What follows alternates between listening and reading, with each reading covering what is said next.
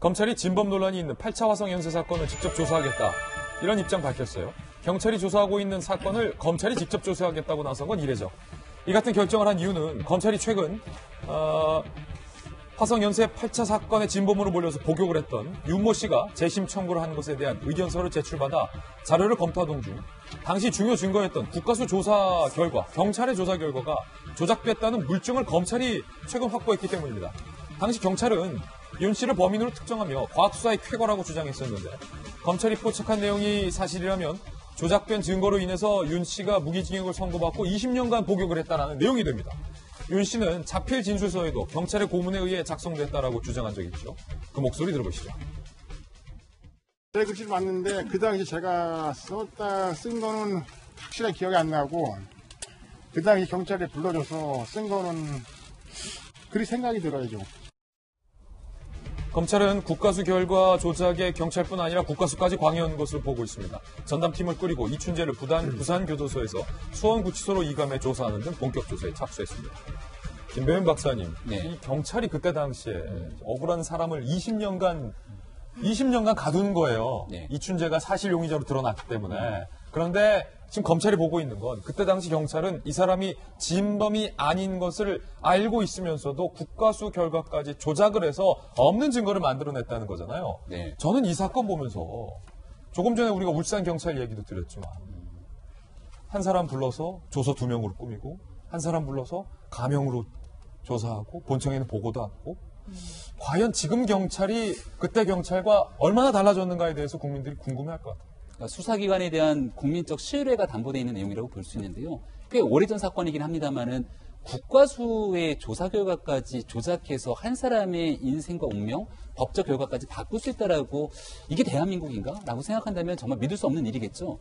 그러니까 경찰 입장에서는 이거 우리도 수사하고 있는데 검찰이 무리하게 뺏어가는 것 아니야 라고 주장하고 있는 것 같은데 우리가 이게 얼마 전에 있었던 버닝썬 사건 아마 다들 기억하실 겁니다. 돌직구쇼에서 그때 박정화 대변인이 잊지 말자 버닝썬 수차례 외쳤던 기억이 나는데요. 그렇게 아무리 얘기한들 시간이 지나고 경찰이 명운을 걸고 수사하겠다고 했지만 결국 경찰의 수사 결과를 통해서 진실을 밝히지 않았습니다. 향후에 추후 문제가 불거지고 난 다음에 검찰의 조사 결과 다른 문제에 대한 여러 가지 얘기들이 나오게 되는데요. 이 건에 대해서도 이춘재에 대한 내용들이 벌써 나온 게 꽤 됐다라면 이 국가수 등의 문제가 있었던 내용들이 검찰을 통해서 불거질 것이 아니라 경찰을 통해서 진즉에 발표가 됐었어야 사실 되는 거거든요. 근데 그렇지 않고 검찰이 문제를 직접적으로 가져가겠다고 하니까 그제 가서 우리도 할 건데라고 얘기가 나오게 되면 이거는 검경 간의 갈등 문제를 치부할 것이 아니라 잘못된 일이 있다라면 누구든지 국가기관에 나서서 그 잘못을 다시 한번 뒤쳐봐야 됩니다. 특히 지금 사건 맡고 있는 박준영 변호사 영화 재심에 해당 당사자로 잘 알려져 있는데 그 영화 보셨던 분들 아마 눈물 많이 흘렸을 거예요. 정말로 억울한 사람이 이 옥고를 치를 수밖에 없었던 그 경찰에 관련된 내용들 두 번 다시 대한민국에 이런 일이 벌어지지 않도록 관련된 사건에 대한 진실 이제라도 검찰이 좀 명확하게 밝혔으면 좋겠습니다. 네.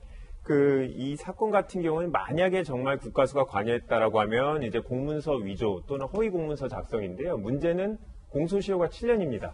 이미 20년 전 사건이기 때문에 그러네요. 지금 검찰이 관여해서 확인한다 하더라도 처벌할 수 있는 방법은 없습니다. 다만 어떤 의미가 있냐고 하면 지금 억울하게 20년 동안 수감 생활한 분은 그 20년 동안의 수감 생활에 대해서 재심으로 억울함을 이제 해결을 해야 되는데요. 재심 사유가 법적으로는 7개가 정해져 있는데 해당될 수 있는 건 2가지 뿐입니다. 첫 번째는 수사에 관여했던 사람들이 뭔가 폭행 협박으로 가혹행위를 했다. 또는 두 번째는 당시의 유죄의 어떤 결정적인 증거가 위조로 확인됐다. 조작됐다. 네, 요 2가지인데 지금 당시 수사에 관여했던 분들은 당연히 가혹행위는 없었다라고 확인하고 있고 그 부분에 있어서 증거를 확인하기는 좀 어려운 상황이고요. 결국 이 재심을 인정해주기 위해서는 검찰이 나서서 이 증거가 위조됐다 이 부분을 확인해야 되기 때문에 이번만큼은 이제 검찰이 공익의 수호자로서 뭔가 수사를 하려는 의지를 보이고 있는 게 아닌가 싶습니다.